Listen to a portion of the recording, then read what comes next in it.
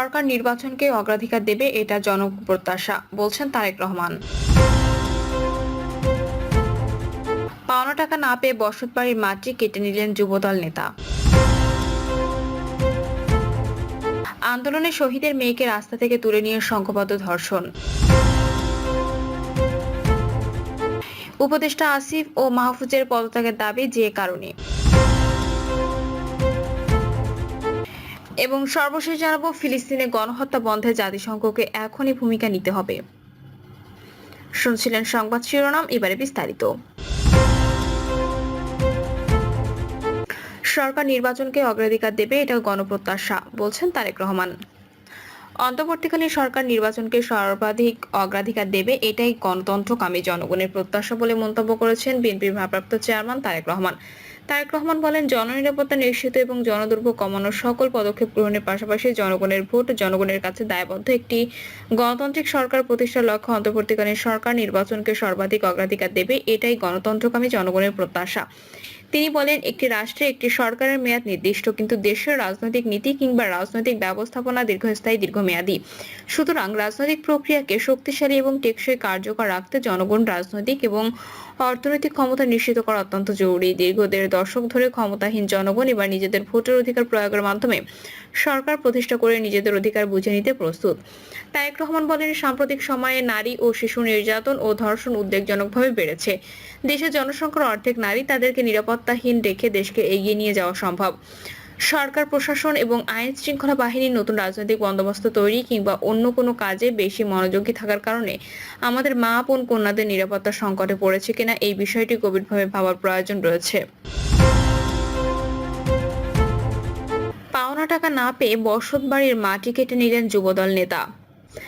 টাঙ্গাইলের মির্জাপুরে পাওনা টাকা না পেয়ে দেনাদারের বাড়ির উঠানের লাল মাটি কেটে নেওয়ার অভিযোগ উঠেছে মাসুদ শিকদার নামে এক যুবদল নেতার বিরুদ্ধে। সম্প্রতি উপজেলা আজকানা ইউনিয়নের ভালুকাচালা গ্রামের মৃত আব্দুর রশিদ মিয়ার ছেলে আজাহার মিয়ার বসতবাড়িতে ঘটনা ঘটে। অভিযুক্ত মির্জাপুর উপজেলা যুবদলের সাবেক যুগ্ম আহ্বায়ক ভুক্তভোগী আজহার মিয়ার ভাষ্যমতে গত বছর মাসুদ শিকদারের কাছ থেকে বাকিতে ১ লাখ টাকা ইট নিয়ে ঢাকার একটি সাইটে দেন তিনি। ৫ই আগস্ট আওয়ামী লীগ সরকার পতনের পর ঢাকার ওই ব্যবসায়ী ইটের টাকা না দিয়ে পালিয়ে যান। এরপর মাসুদ শিকদার ইটের টাকার জন্য তাকে চাপ দেন।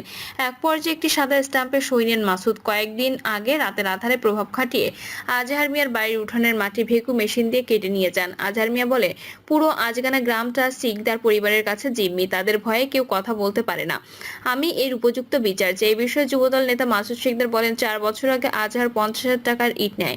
আরো কয়েক দফায় ৫০,০০০ টাকা নিয়ে টাকা দিতে না পারায় বসতবাড়ির লাল মাটি বিক্রি করবে বলে জানায়।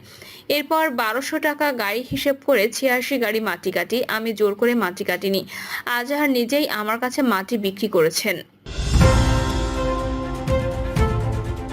আন্দোলনে শহীদের মেয়েকে রাস্তা থেকে তুলে নিয়ে সংঘবদ্ধ ধর্ষণ।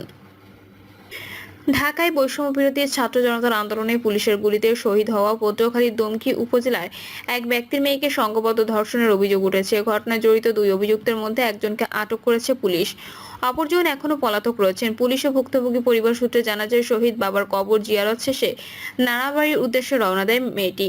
পথে নলদোয়ানি এলাকায় পৌঁছালে স্থানীয় ২ যুবক সাকিব মুন্সি ও সিফাত মুন্সি তাকে অনুসরণ করতে থাকেন। এক পর্যায়ে তারা জোরপূর্বক তার মুখ চেপে ধরে পাশের জলিল মুন্সির ভিটা বাগানে নিয়ে যান। সেখানে দুজন মিলে তাকে পালাক্রমে ধর্ষণ করেন এবং ঘটনার ছবি তুলে সামাজিক যোগাযোগ মাধ্যমে ছড়িয়ে দেওয়ার হুমকি দেন। ঘটনার পর ভুক্তভোগীর পরিবার থানায় অভিযোগ করলে পুলিশ দ্রুত অভিযান চালিয়ে মূল অভিযুক্তদের মধ্যে পাঙ্গাশিয়া ইউনিয়নের আলগী গ্রামের মামুন মুন্সির ছেলে সাকিব মুন্সিকে আটক করে। তবে তার সহযোগী সিফাত মুন্সি এখনো পলাতক রয়েছেন। উপদেষ্টা আসিফ ও মাহফুজের পদত্যাগের দাবি যে কারণে। অন্তর্বর্তীকালীন সরকারের উপদেষ্টা আসিফ মাহমুদ, সজীব ভুঁইয়া ও মাহফুজ আলমের বিরুদ্ধে জাতীয় ঐক্য সংহতি ধ্বংসের অভিযোগ এনে আগামী ১৫ দিনের মধ্যে তাদের পদত্যাগের দাবি জানিয়েছেন গণ অধিকার পরিষদ। সেই সঙ্গে দাবি জানিয়েছেন উপদেষ্টা পরিষদ পুনর্গঠনেরও। গতকাল রাজধানীর বিজয়নগরে দলের কেন্দ্রীয় কার্যালয়ে আয়োজিত এক জরুরি সংবাদ সম্মেলনে এই দাবি জানান দলের সাধারণ সম্পাদক রাশেদ খান। তিনি বলেন, ১৫ দিনের মধ্যে তারা পদত্যাগ না করলে গণঅভ্যুত্থানের সকল শক্তিকে নিয়ে কঠোর কর্মসূচি ঘোষণা করা হবে। প্রয়োজনে যমুনা ঘেরাও করা হবে। উপদেষ্টা মাহফুজ আলম ইসলামী শক্তিকে সহ্য করতে পারছেন না অভিযোগ তুলে রাশেদ খান বলেন, আলেম ওলামা মাদ্রাসা শিক্ষার্থীদের নিয়ে তিনি কটাক্ষ করেছেন। মাহফুজ আলম জাতীয় ঐক্য সংহতি পুরোপুরি ধ্বংস করেছেন, তিনি একজন বিতর্কিত ব্যক্তি। এরকম বিতর্কিত ব্যক্তি কোনোভাবেই সরকারের উপদেষ্টা পদে বহাল থাকতে পারেন না।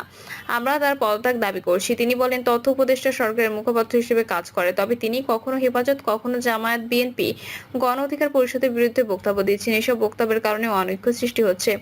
প্রয়োজনে সরকারের উপদেষ্টা পরিষদ পুনর্গঠন করতে হবে। সংবাদ সম্মেলনে লিখিত বক্তব্যে দলের মুখপাত্র ও সহসভাপতি ফারুক হাসান বলেন, যেহেতু অন্তর্বর্তী সরকারে ৩ জন ছাত্র উপদেষ্টা ছিল, তাদের একজন পদত্যাগ করে একটি দলের প্রধান হয়েছেন। সেক্ষেত্রে বাকিরাও সরকারে থাকার নৈতিকতা হারিয়েছেন। আর দল গঠন একটি চলমান প্রক্রিয়া। এই প্রক্রিয়ায় কি পদত্যাগকৃত উপদেষ্টা সম্পৃক্ত ছিলেন? না, অবশ্যই ছিলেন। আর ৩ জন ছাত্র উপদেষ্টার একই নেক্সাস। ফারুক আরো বলেন, আমরা সরকারের নিরপেক্ষতা নিশ্চিতে বাকি 2 জন ছাত্র উপদেষ্টারও পদত্যাগ দাবি করছি। এছাড়া ছাত্ররা যেহেতু দল গঠন করেছেন, এক্ষেত্রে বৈষম্য বিরোধী বা সমন্বয়কের কোনো অস্তিত্ব বিদ্যমান নেই বলে এনসিপির আহ্বায়ক নাহিদ ইসলাম জানিয়েছেন। সেক্ষেত্রে সরকারের নিরপেক্ষতা নিশ্চিতে সরকারের সব সেক্টর ও দপ্তর থেকে ছাত্র প্রতিনিধিদের পদত্যাগ করা অতীব জরুরি। গণ অধিকার পরিষদের এই নেতা বলেন, যেহেতু এই উপদেষ্টা পরিষদে বিতর্কিত ব্যক্তিরা রয়েছেন, এই লক্ষ্যে প্রধান উপদেষ্টার নেতৃত্বে উপদেষ্টা পরিষদের পুনর্গঠন জরুরি। হাইকোর্টের রায় অনুযায়ী অবাধ, সুষ্ঠু, নিরপেক্ষ নির্বাচনের স্বার্থে তত্ত্বাবধায়ক সরকারের অধীনে নির্বাচন হওয়া জরুরি। ফিলিস্তিনে গণহত্যা বন্ধে জাতিসংঘকে এখনই ভূমিকা নিতে হবে। পবিত্র রমজান মাসের সেহরির সময় ফিলিস্তিনের নারী, শিশু সহ নিরীহ মানুষের উপর ইসরায়েলের বর্বর হামলা খুবই ন্যাক্কারজনক। মাসের পর মাস ধরে একটানা হত্যাযজ্ঞ চলার পরেও বিশ্ব শুধু চেয়েছে, তামাশা দেখছে। এই ধরনের নির্বিচারে গণহত্যা কোনো বিবেকবান মানুষ মুখ বুজে সহ্য করতে পারে না। অবিলম্বে ফিলিস্তিনের গণহত্যা বন্ধ করুন। গণহত্যা বন্ধে জাতিসংঘকে এখনই কার্যকর ভূমিকা নিতে হবে বলে দাবি করেছেন প্রফেসর ডক্টর শরীফ আব্দুল্লাহি সাকি। এবি পার্টি ঢাকা মহানগর দক্ষিণের যুগ্ম আহ্বায়ক আব্দুস সালিম খোকনের সভাপতিত্বে কেন্দ্রীয় সহকারী শিক্ষা বিষয়ক সম্পাদক ফয়সাল মোহাম্মদ মনিরের সঞ্চালনায় গণ ইফতারে বিশেষ অতিথির বক্তব্য রাখেন পার্টির কেন্দ্রীয় ভাইস চেয়ারম্যান বি.এম. নাজমুল হক ও জাতীয় নির্বাহী পরিষদ সদস্য ইঞ্জিনিয়ার মোহাম্মদ লোকমান। বক্তব্য রাখেন ঢাকা মহানগর দক্ষিণ যুগ্ম সদস্য সচিব বারকাজ নাসির আহমেদ, পল্টন থানা আহ্বায়ক আব্দুল কাদের মুন্সি ও যাত্রাবাড়ী থানার আহ্বায়ক আরিফ সুলতান। প্রধান অতিথির বক্তব্যে শরীফ আব্দুল্লাহি সাকি বলেন, এবি পার্টি প্রতিদিন গণ ইফতার কার্যক্রমে দেখিয়ে দিয়েছে তারা কতটা মানবিক। এবি পার্টি মানবিকতা নিয়ে রাজনীতি করছে।